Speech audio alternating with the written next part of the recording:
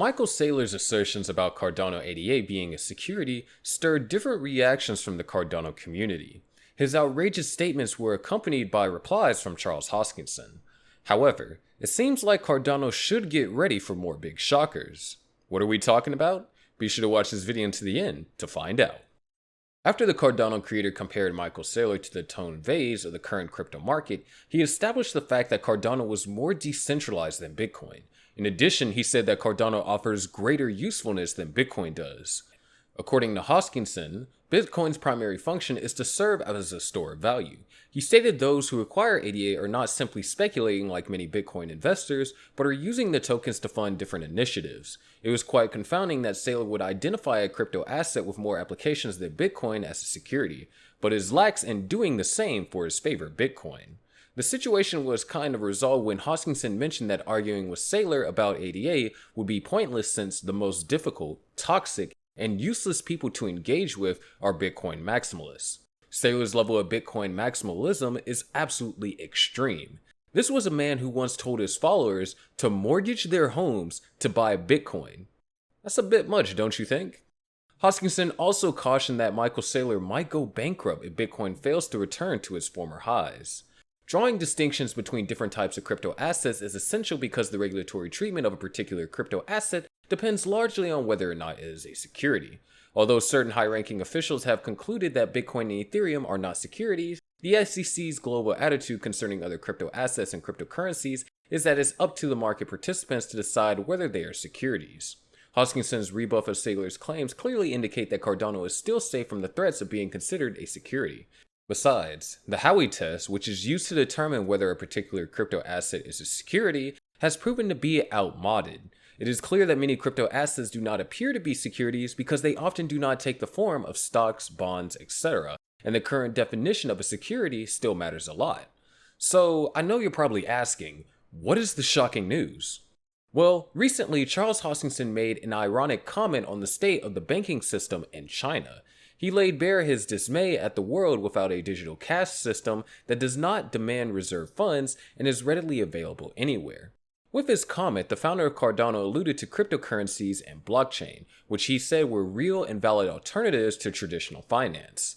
According to reports, since April 2022, 4 rural banks in the central China's Henan province have frozen millions of dollars in deposits, limiting the means of livelihood of hundreds of thousands of their customers at a time when the economy was hit by the pandemic restrictions.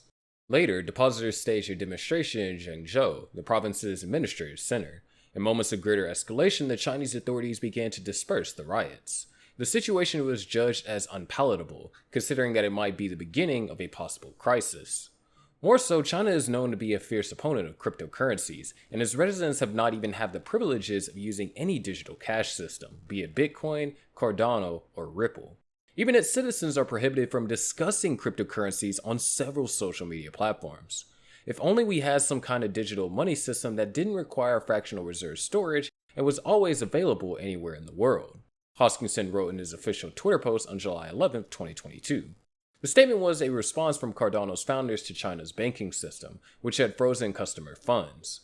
The customers were denied access to withdraw their money from the bank due to this situation. Also, Charles Hoskinson had attested that blockchain technology could radically transform the future.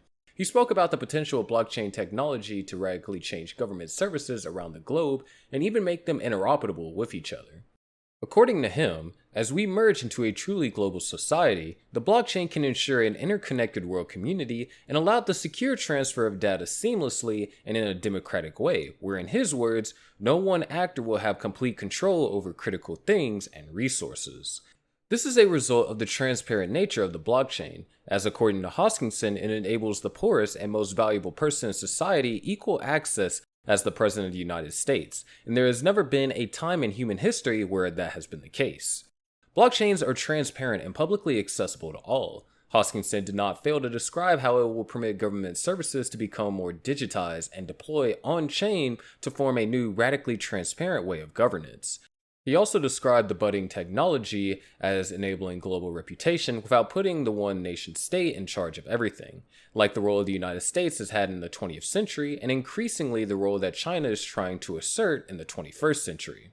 Hoskinson added, Instead, you have a situation where there is no one entity in control, and it is a better way of doing things with less friction, less fraud, less waste and abuse, and more transparency, and ultimately, less consolidation of power. The Cardano founder illustrated the speed of development of blockchain technology in the last 13 years. We have gone from the very simple systems that could push value around these incredibly rich dynamic third-generation systems that have sophisticated consensus protocols, programmability, and governance in the last 13 years of history, from one chain to 20,000 chains, from one assets to tens of millions of assets. Then he described its potential application for nation-states, saying, "Imagine if you could bring governance this way." Charles Hoskinson views a future where governmental bodies across the globe learn from each other and compete to become the most efficient and useful, just the same way Apple's iPhone and Samsung Galaxy rapidly outperform each other. This future would run on the blockchain. Moore's law signifies that the number of transistors on a computer chip doubles every 2 years. Systems of governments deployed on the blockchain might evolve at the same pace as technological innovation. This prospect is incredibly outstanding. Furthermore, in 2020, Cardano's research team, IOHK, partnered with the University of Edinburgh to create the Blockchain Technology Laboratory within the University School of Informatics. Back then, he described the initiative as one of the agenda items they have to accurately measure the decentralization of different blockchains.